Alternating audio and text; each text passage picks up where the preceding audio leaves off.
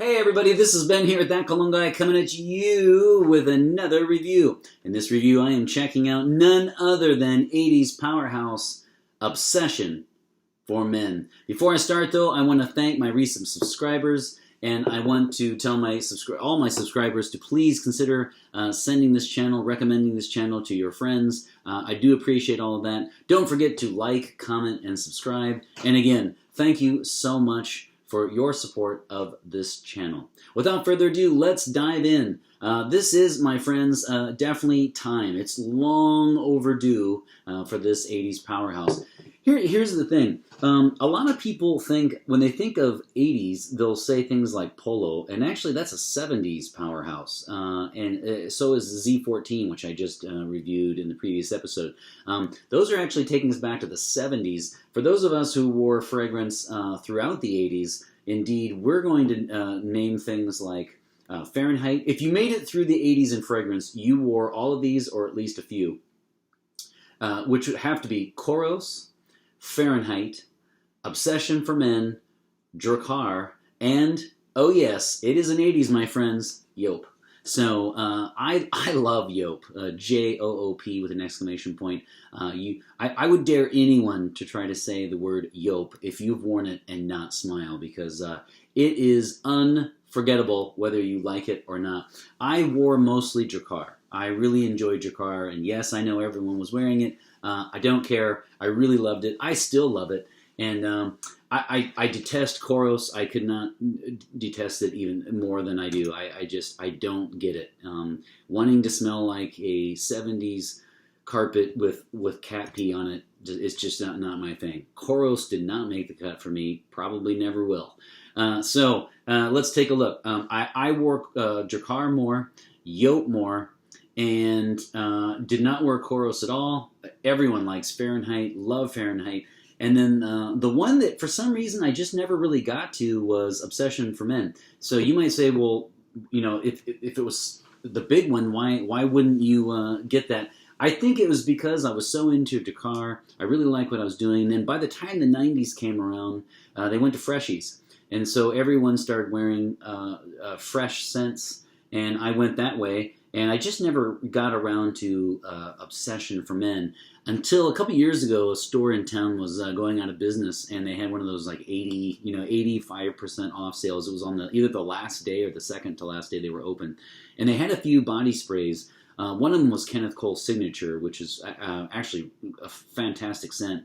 And so I took a gamble and got a few things I might not have gotten normally. And one of them was the Obsession for Men.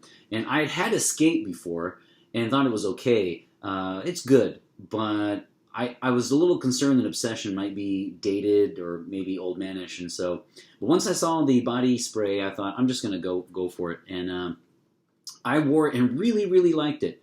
And so recently I finally got around to purchasing a bottle. So let's take a look at the bottle. This is a 4.2, 125 milliliter, and I got this at TJ Maxx, excuse me, for less than 25 bucks. So a fantastic deal. And I just couldn't resist. One thing I really like about this, the cap, as you can see, is not magnetic, but it comes off and on easily. And I really... A lot of reviewers will focus more on the sprayer. You can see the sprayer is fantastic. Love the sprayer. But even more than that is I really appreciate the bottle. It fits perfectly in my hand, and I tend to talk more about how it fits and sprays as opposed to the actual sprayer. And so this fits perfectly in your hand, sprays easily, and kudos to them on the bottle design. So that is what I want to say about the bottle, sprayer, and cap. On the bottom, of course, is the information you would expect, and I might talk a little bit more about this later. You can see there the batch code, and I might delve into that in my closer look section. If you follow the channel, you know I am not a huge fan, actually, of talking about reformulations and batch codes. Only because I just think you either like a scent or you don't. And if you have to get certain scents, certain batch codes, and especially with the niche ones where you're spending well over $100, if it depends on the batch code, I'm not going to invest in it. It's that simple. So I did look this up though out of curiosity, and the batch code for this one is the 2019 reformulation. So I feel like a real YouTube reviewer now after having done that. So either way, I just wanted you guys to know which reformulation that was, if it matters to you. So let's delve into the notes a little bit. Actually, I usually try to keep my impressions to 2, 3, 4, possibly 5. This is a very intriguing scent to me because I call it a pumpkin latte scent. There's something about it that's, of course, it's a oriental woody, that classification. There's no doubt about that. I mean, it's warm, spicy, but there's just something about this that almost has kind of a pumpkin latte smell to it. And so I really focused on 7 notes because this is a very complex, unique fragrance. So, of course, you're going to get the big 3, which is cinnamon, amber, and vanilla. I think almost everyone will say that. That's no real surprise, especially cinnamon. Here's what I want to say, though. I actually don't know if I want to call this a cinnamon bomb, although it's quite close. But I think that takes away from the fact that that suggests more of a linear scent, and I don't think that is the case for this. This is quite complex. So you're going to get cinnamon, vanilla, amber, and then I actually get a carnation / rose. I'm not. You can help me here, but my sense of smell isn't specific enough to be able to decipher the two. But there's clearly a carnation / rose / rose tree note in this that is picked up. After that, you get pine, and I want to emphasize that because there is a wood. It's an oriental woody, so imagine that. But I think a lot of times people focus a little bit too much on the vanilla and the cinnamon and amber, and what's lost here is the pine, which is actually rather pronounced for me. And finally, I would add lavender. So I mean, when you have there's a lot going on here. Here's what they combine into though. When I think of it's not pumpkin, but there's a certain kind of latte or something that's very gourmandish. There's no doubt about it. That's for sure about this fragrance. When I think of obsession for men, the one thing that stands out is if you are the kind of person that wears deodorant that has a fragrance to it, then I would highly suggest making sure that with this you wear a fragrance-free deodorant, because what really needs to be picked up is just this. It really, really goes well with my, cinnamon does in general, but it really goes well with my body's chemistry, and you would want to keep that. It develops well on the skin, and so you wouldn't want it to interact with, Axe or some very strong smelling deodorant. Some fragrances can kind of pull that off. They'll kind of overshadow a deodorant. This is not one of those. This is one you would definitely want to have a fragrance free deodorant, and make sure that people are only smelling this, just because it's very complex and there's so much going on with it. And I just wanted to throw that out.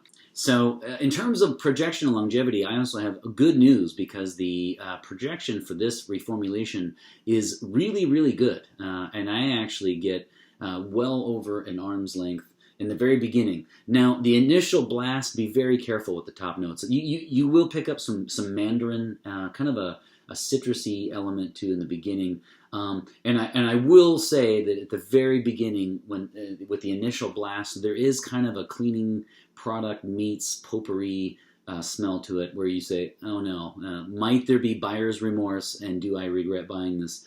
But within 20, 30 minutes, that goes away, and this fragrance really, really settles down. If you see somebody online who's saying that they don't like it, outside of the target audience for it, it's oftentimes because the initial blast can be a little off-putting at first. Then it really, really settles down. So in terms of projection, it does quite well. I would say more than an arm's length for the first couple of hours, and then it settles down and really, really stays close to the skin. So I personally like that. I like the fact that it really stands out at first and then kind of gets close to the skin after about the 2.5 hour mark. Now longevity, that is projection. Now longevity is a good solid work shift. So you're going to get, I got 7 to 9. You're going to get 7 to 9 hours on this one. So if you put it on at 5 o'clock at night in the afternoon, you are good for the rest of the night. Or if you wanted to wear it to work, you would be fine during the entire shift. So 7 to 9 is pretty good. It was an 80s powerhouse. We all know that they don't last as long as they used to. So those of you guys who originally had this and remember the original probably won't like the reformulation that much. But that's okay. I mean, it doesn't last 24 hours anymore, but 7 to 9 is perfectly acceptable for me. In terms of age groups, really no surprise here. If you remember the 80s powerhouses, you'll know that this is definitely for 40 and up. However, one thing we don't want to say is an old man or grandpa scent. This is a classic. This is definitely one that's for the mature man, but it's not one that is outdated or old manish. Be careful with that, because a lot of times this one is kind of accepted as saying like, oh yeah, it's outdated. It's for an old man scent, old lady scent, and I disagree. This one is definitely 40 and up. But I would include it in a top 5 for me, which actually this morning I was thinking about might be my next episode. A top 5 fragrances that are for mature audiences, but not old manish or old lady-ish. And so this is definitely one of those. Z14 is another one, and Safari, Ralph Lauren Safari is another one that, yes, it's classic, but not outdated. And so I would include this one. Be careful, it's 40 and up, no doubt. That said, though, let's not relegate this guy to the completely outdated grandpa/grandma scent. It is a classic, no doubt. So, and actually, it says Obsession for Men. Now, I've been told that the Obsession for Men is very similar to Obsession for Women. I can't speak to that, but I would say I actually do find this relatively unisex. A woman could pull this one off very easily. The pine is definitely toned down. There's carnation/rose, there's lavender, there's vanilla, there's cinnamon. There's nothing really here to suggest extremely masculine. And that kind of makes it different, doesn't it? Because when you think of the 70s and 80s powerhouses, this is a 1986 release, so you can almost kind of see that they were phasing out maybe those just ultra pungent masculine scents and going a slightly different route. This was a game changer to if you will allow a cliche. Indeed it was. And so I am the proud owner of Obsession for Men finally. All right, now in terms of event or occasion, I mean, you could wear this one to work. This is just anytime, anywhere. You could wear this to work. You could put this on after work, and when you go out, it's sophisticated. It can be romantic.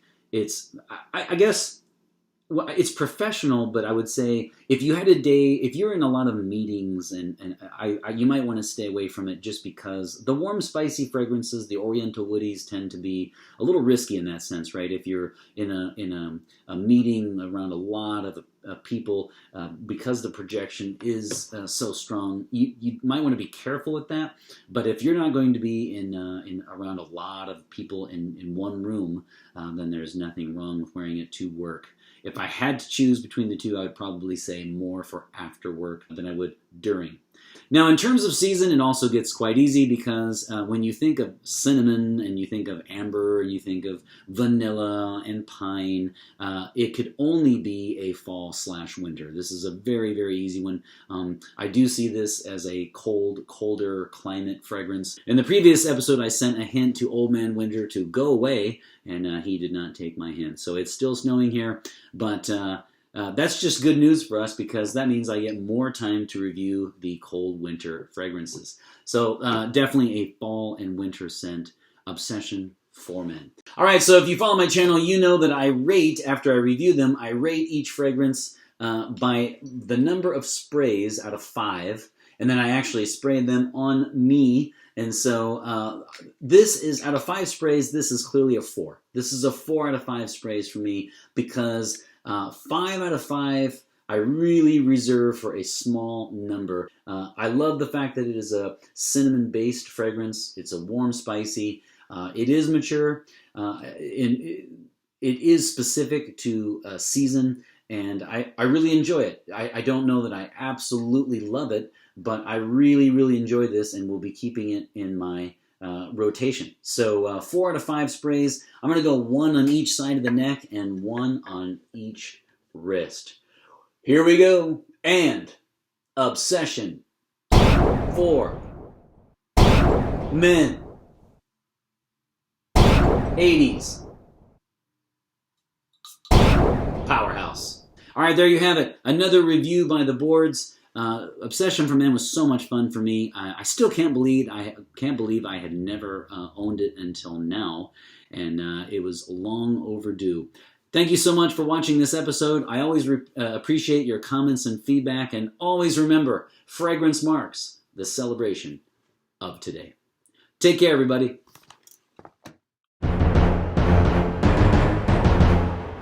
In this closer look, I would like to take a look at the term batch code. So if you're new to the hobby, one thing you're going to hear a lot of people talk about is, especially for niche fragrances, is this notion of when it came out or in which batch it is. And so they will always be pointing to the bottom of the bottle, and you can see here, see how it has a batch code, which is 9206. For this, and that shows you that, number one, it is from Calvin Klein in this case. It is not a knockoff. It is an original, but it also tells you which reformulation it is. Now, this is relevant because reformulations are quite common. They are a pain in the neck, but as I've said before, for me personally, if you have to talk about batch codes, if it really depends that much on which reformulation you have, then I'm not going to take a chance because I'm not in the financial situation to do so. So when it comes to this one, I wanted you guys to let you know. I found a website that had Calvin Klein batch codes. You can actually just look it up. So I went and looked up 9206, and it was tells me that it was reformulation from 2019, or at least it was made in 2019. Again, you guys can let me know if that matters to you in terms of batch codes, especially with creeds. A lot of companies that use more natural ingredients. I think the batch code matters. When you listen to somebody talking about Aventus, Creed Aventus, they're always talking about, which particular batch they have, and I'm not going to spend $350 or whatever it costs for that bottle, not knowing which batch or the fact that each batch is going to matter. I don't like that at all. So in my reviews, I usually don't talk so much about the batch code or the reformulations, and that's only because I just go by, do I like this scent or not, and I keep it at that. So I like to keep it simple, sweetie. But there you go. I wanted to talk about batch codes a little bit. You will see the number. It is good to make sure that you know that it's an original. If you buy online, you can get knockoffs, you can get imitations, you can get ripped off. That said, as far as from which reformulation is coming from, I don't usually really get into that much. Just not my thing. Obsession for Men, any reformulation is going to be good. All right, batch codes. There you go. There you have it. Take care. Have a great weekend.